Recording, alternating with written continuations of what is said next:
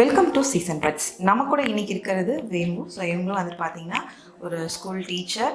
அது மட்டும் இல்லை, 2 பசங்களை வச்சுட்டு இவங்க வேலைக்கும் போயிட்டு ஈவினிங் வந்து ஹோம் டியூஷனும் எடுத்துகிட்டு ரொம்ப பரபரப்பாக அவங்க லைஃப் வந்துட்டு ரன் பண்ணிகிட்ருக்காங்க. ஸோ இவங்களோட ஊர் ஸ்பெஷல் ரெசிபி தான் நமக்கு இன்றைக்கி செஞ்சு காட்ட போகிறாங்க. வந்துட்டு வீடியோ ஃபுல்லாக பாருங்கள். இது வரைக்கும் நம்ம சேனலை சப்ஸ்கிரைப் பண்ணனா மறக்காமல் சப்ஸ்கிரைப் பண்ணிக்கோங்க. நோட்டிஃபிகேஷன் பெல் பட்டனையும் ஐக்கானையும் ஆன் பண்ணிக்கோங்க. ஸோ வாங்க இப்போ வீடியோக்குள்ளே போகலாம். ஹாய் ஃப்ரெண்ட்ஸ், என் பேர் வேம்பு. நான் வந்துட்டு எங்கள் ஊர் ஸ்பெஷல் டிஃபன் சாம்பார் செய்ய போகிறேன். எங்கள் ஊரில் இந்த சாம்பார், தேங்காய் சட்னி, தக்காளி சட்னி இது 3 தான் செய்வாங்க. எங்கள் ஊர் ஸ்பெஷல் இந்த சாம்பார். நாங்கள் வந்து அரியலூர் டிஸ்ட்ரிக்ட், தஞ்சாவூர் பக்கம் இருக்குது. நான் கிராமம் தான். எங்கள் சைடில் வந்து இந்த மாதிரி சாம்பார் தான் செய்வோம். ரொம்ப நல்லாயிருக்கும் டிஃபனுக்கு. தோசைக்கு இன்னும் ரொம்பவே நல்லாயிருக்கும். இது இந்த சாம்பாருக்கு தேவையான பொருட்கள் என்னென்னு பார்த்துடலாம் வாங்க. ஃபஸ்ட்டு பருப்பு எடுத்துக்கலாம். இது எங்கள் ஊர் தோட்டத்தில் விளைஞ்ச பருப்பு. கடை பருப்பு வாங்கினோன்னா நம்ம 3 விசில் விட்டால் போதும். ஆனால் எங்கள் தோட்டத்தில் விளைஞ்ச பருப்புன்றனால இது வந்துட்டு 5-6 விசிலுக்கு மேலே விட்டால் தான் நல்லா வெந்து வரும். பருப்பு வந்து நமக்கு நாங்கள் 2 பேர் தான் அப்படின்றனால 50 கிராம் எடுத்திருக்கேன். உங்கள் வீட்டில் மெம்பர்ஸ்க்கு தகுந்த மாதிரி நீங்கள் குவான்டிட்டி எடுத்துக்கோங்க.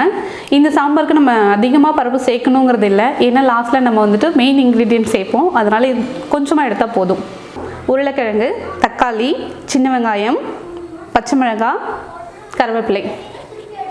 ஃபஸ்ட் நம்ம பருப்பும் உருளைக்கிழங்கு வேக வச்சு எடுத்துக்கலாம். இதில் காய் உங்களுக்கு நிறைய தேவை அப்படின்னா நீங்கள் கேரட், பீன்ஸ் எல்லாமே போட்டு வேக வச்சு எடுத்துக்கோங்க. பருப்பு போட்டு உருளைக்கிழங்கு 2ஆக கட் பண்ணி போட்டுக்கோங்க. அப்புறம் இதில் மஞ்சத்தூள், கொஞ்சம் விளக்கெண்ணெய் அதெல்லாம் விட்டு வேக வச்சு எடுத்தோம்னா நல்லா வெந்துடும்.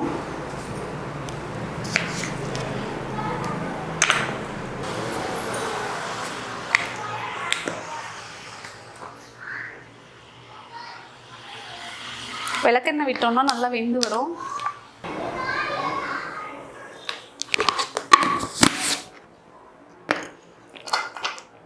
தண்ணி ஊற்றிக்கலாம். தண்ணி சேர்த்து 3-4 விசில் விட்டு எடுத்துக்கலாம்.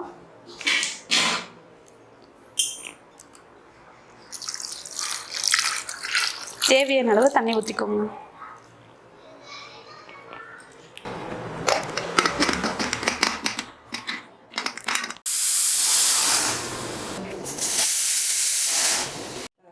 சமையல் நேரம் போக இப்போ வேம்பு மார்க்கிட்ட ஒரு டிப்ஸு கேட்க போகிறோம். ஸோ வந்து நானும் இந்த டிப்ஸ் வந்துட்டு ஃபாலோ பண்ணியிருக்கேன். நல்ல ரிசல்ட் கிடைச்சிருக்கு. ஸோ அவங்களும் இதில் நல்ல பெனிஃபிட் ஆகிருக்காங்க. ஸோ அவங்களே வந்துட்டு அது என்ன டிப்ஸ் அப்படின்றத சொல்லுவாங்க. என் குழந்தைக்கு இப்போ ரீசெண்டாக ரொம்ப காஃப் இதெல்லாம் ஜாஸ்தி இருந்தது. ஃபீவராகவும் இருந்துச்சு. நான் இந்த ஒரு மெடிசன் தான் கொடுத்தேன். நல்ல ரிசல்ட் கிடச்சிச்சு. இது வந்து ஆடாதோட சிறப்புன்னு சொல்லிட்டு ஆயுர்வேதிக் மெடிசன் தான். இதில் எந்த சைடு எஃபெக்ட்டும் கிடையாது.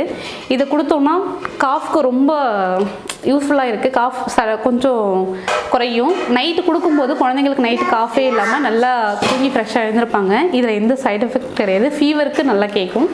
இதை நீங்கள் யூஸ் பண்ணி பாருங்கள். நானே நிறைய பேருக்கு சஜஷன் பண்ணியிருக்கேன். யூஸ்ஃபுல்லான ஒரு சிரப்பு. ரீசெண்டாக தான் யூஸ் பண்ண ஆரம்பித்தேன். நல்ல ரிசல்ட் கிடைச்சிது எனக்கு. இது வந்துட்டு ஒரு ஹெல்த் டிப்புன்னு சொல்லலாம். ஸோ வந்து இப்போது சீசன் வரப்போகுது, மார்கழி மாதம், இனி மழைக்காலம் வருதுன்னு சொல்கிறாங்க. நிறைய பேத்துக்கு வந்து சளி தொந்தரவு இருக்கும். ஸோ வந்து இந்த ஆடாதோட மணப்பாகு நாட்டு மருந்து கடையில் கேட்டிங்கன்னா கிடைக்கும். ஸோ பிராண்டெல்லாம் எதுவுமே இல்லை, நீங்கள் போய் கேளுங்க.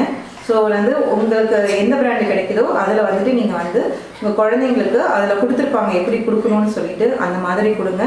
நல்ல வந்துட்டு ரிசல்ட் கிடைக்குது. ஸோ நிறைய பேர் ட்ரை பண்ணி பார்த்துட்டு இப்போ வந்து ரெகுலராக இதை வந்து யூஸ் பண்ணுறாங்க. குழந்தைங்களுக்கு ஃபீவர் லைட்டாக இருக்குது அப்படின்னாலே நீங்கள் வந்து என்ன பண்ணலான்னா இந்த ஆடாதோட மணப்பாகு வந்துட்டு கொடுத்தீங்கன்னா போதும். ஸோ வந்து சைட் எஃபெக்ட்ஸ் இல்லாத ஒரு ஆயுர்வேதிக் மெடிசன். உங்களுக்கு இது யூஸ்ஃபுல்லாக இருக்கும்னு நினைக்கிறேன். பருப்பு உருளைக்கிழங்கு நம்ம வேக வச்சு எடுத்தாச்சு. எப்படி வந்திருக்குன்னு பார்க்கலாம். பருப்பு உருளைக்கிழங்கும் நல்லா வெந்து வந்திருக்கு. இது தோட்டத்து பருப்புன்றனால மிக்சியில் விட்டு பல்ஸில் விட்டு எடுத்துக்கலாம். கடை பருப்புனா நம்ம மத்தலையே கடைஞ்சிக்கலாம். உருளைக்கிழங்கு நல்லா வெந்து வந்திருக்கு. எங்கள் சைடில் என்ன பண்ணுவாங்கன்னா உருளைக்கிழங்கு அன்றைக்கி டிஃபன் இட்லி தான் செய்வாங்க. குழந்தைங்களுக்கு இந்த உருளைக்கிழங்கும் இட்லியும் சேர்த்து நல்லா மசிச்சு ஊட்டி விடுவாங்க. நாங்கள் செய்யலைனாலுமே பக்கத்தில் யார் செஞ்சாலும் குழந்தைங்களுக்கு நாங்கள் மெயினாக கொடுத்துருவோம். பக்கத்து வீட்டில் குழந்தைங்க இருக்காங்க அப்படின்னா இந்த உருளைக்கிழங்கும் இட்லியும் கொடுப்போம். அவங்க குழந்தைங்களுக்கு ஊட்டி விட்டுருவாங்க. நல்ல ஹெல்த்தியான ஒரு ஃபுட் இது. உருளைக்கிழங்கு தோல் உரிச்சாச்சு. இதை நம்ம கையாலே மசிச்சு விட்டு எடுத்துக்கலாம். பருப்பு மசிச்சு எடுத்தாச்சு. நம்ம இப்போ வந்து வெங்காயம் தக்காளியை வதக்கி எடுத்துடலாம் வாங்க. கடாயை வச்சுருக்கேன். 3 டேபிள் ஸ்பூன் எண்ணெய் போதும். எண்ணெய் லாஸ்ட்டில் தாளிப்போம். பச்சை மிளகாய் போட்டுக்கலாம்.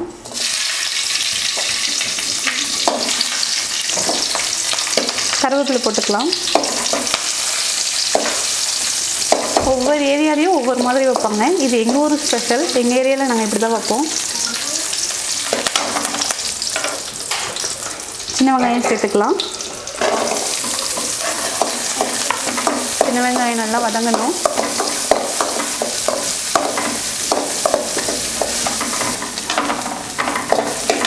தக்காளி சேர்த்துக்கலாம்.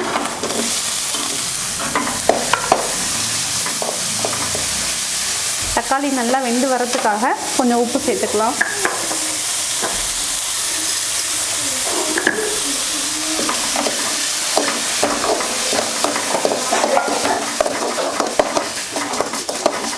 தக்காளி நல்லா வதங்கிடுச்சு. இப்போ நம்ம பருப்பு சேர்த்துடலாம்.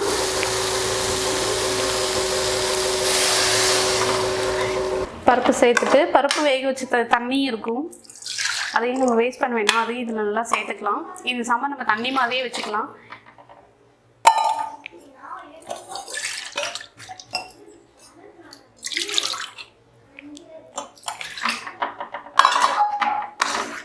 நல்லா தண்ணி தேவையான அளவு சேர்த்துட்டு நல்லா கொதிக்க வைக்கணும்.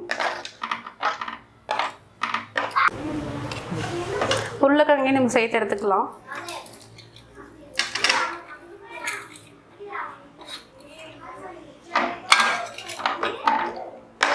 நம்ம தண்ணி இன்னும் கொஞ்சம் கூட சேர்த்துக்கலாம்.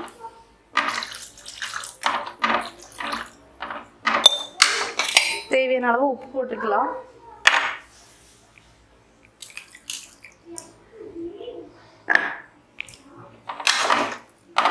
இது நல்லா கொதிக்கட்டும். நல்லா கொதிச்சு வரட்டும். என்னடா இது பார்க்க சாதாரண சாம்பார் மாதிரி தானே வைக்கிறாங்க, இதில் என்ன ஸ்பெஷல்னு நினைக்காதீங்க. வீடியோ ஃபுல்லாக பாருங்கள். லாஸ்ட்டில் இது முக்கியமான ஒரு தேவையான பொருளை லாஸ்ட்டில் தான் சேர்ப்போம். நம்ம வீடியோ ஃபுல்லாக பாருங்கள், ஸ்கிப் பண்ணாதீங்க.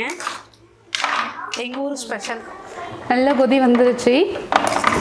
இதுக்கு தேவையான மெயின் இன்க்ரீடியன்ட் இனிமேல் தான் சேர்க்க போகிறோம்.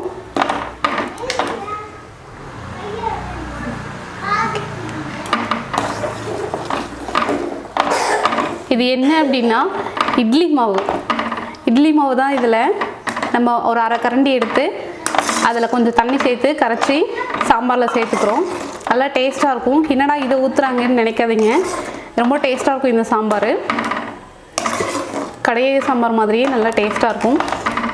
இட்லிக்கு தோசைக்கு டேஸ்ட் சூப்பராக இருக்கும். தக்காளி ஒன்று சேர்த்தா போதும், ஏன்னா இட்லி மாவு சேர்க்குறோம் அப்படின்றதுனால புளிப்பு ஜாஸ்தி ஆயிரும். அதனால் ஒரு தக்காளி, சின்ன மீடியம் தக்காளியை நீங்கள் சேர்த்துக்கலாம். இது ஒரு கொதி வந்தால் போதும். இது ரொம்ப கொதிக்க விட வேண்டாம். ரொம்ப நேரம் கொதிச்சதுன்னா இது ரொம்ப கெட்டியாயிரும். அதனால் ஒரு கொதி வந்து எடுத்தாலே போதும். லாஸ்ட்டில் மல்லித்தலை தூவி விட்டு இறக்கிக்கோங்க, நல்லாயிருக்கும். இதை வந்துட்டு நிறைய பேருக்கு தெரிஞ்சிருக்கும், தெரியல அப்படின்னா ட்ரை பண்ணி பாருங்கள், நல்லா டேஸ்ட்டாக இருக்கும். ட்ரை பண்ணி பார்த்துட்டு எப்படி இருக்குன்னு கமெண்ட் செக்ஷனில் கமெண்ட் பண்ணுங்கள். ஓகே, எண்ணெய் நல்லா சூடாயிடுச்சு. கடுகு சேர்த்துக்கலாம். கடுகு சேர்த்து வரமிளகாய், கருவேப்பிலை, லாஸ்ட்டில் சோம்பு சேர்த்துக்கோங்க. சோம்பு சேர்த்தா நல்ல டேஸ்ட் கொடுக்கும். சாம்பாரில் சேர்த்துடலாம்.